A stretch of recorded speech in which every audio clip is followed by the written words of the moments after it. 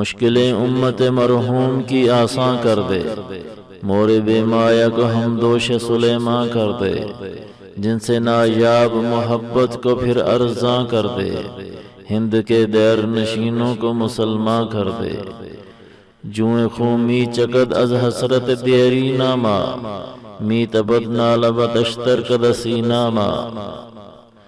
علامہ اقبال کی نظم شکوہ کا یہ 27واں بند ہے۔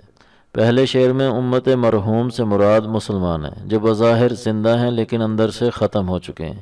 مورے بے مایا سے مراد حقیر چیونٹی اور ہمدوش سلیمان سے مراد سلیمان کے ہم سفر۔ جس طرح چیونٹی نے حضرت سلیمان علیہ السلام کے لشکر کو دیکھ کر دوسری چیونٹیوں کو خبردار کیا تھا، اس طرح اس امت کی بھی مدد فرما جو بالکل بے حیثیت ہو چکی تھی۔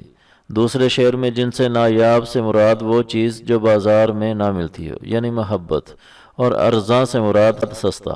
ہند سے مراد ہندوستان جو علامہ صاحب کا اس وقت وطن تھا، اور دیر نشینوں سے مراد مندروں میں بیٹھے ہوئے۔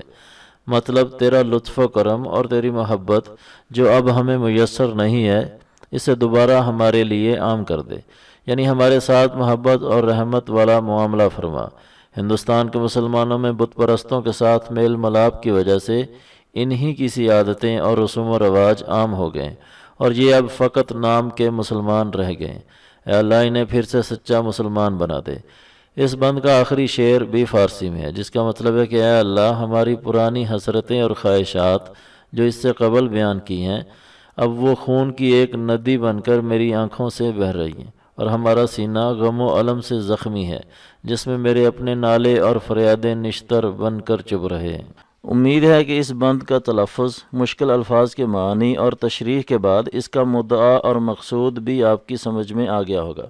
علامہ صاحب کی مکمل شاعری کو اسی طرح سمجھنے کے لیے ہمارا چینل سبسکرائب کریں اور دوستوں کے ساتھ ہماری ویڈیوز کو شیئر کریں۔ اگلے بند تک کے لیے ہمیں اجازت دیں۔ والسلام علیکم ورحمۃ اللہ وبرکاتہ۔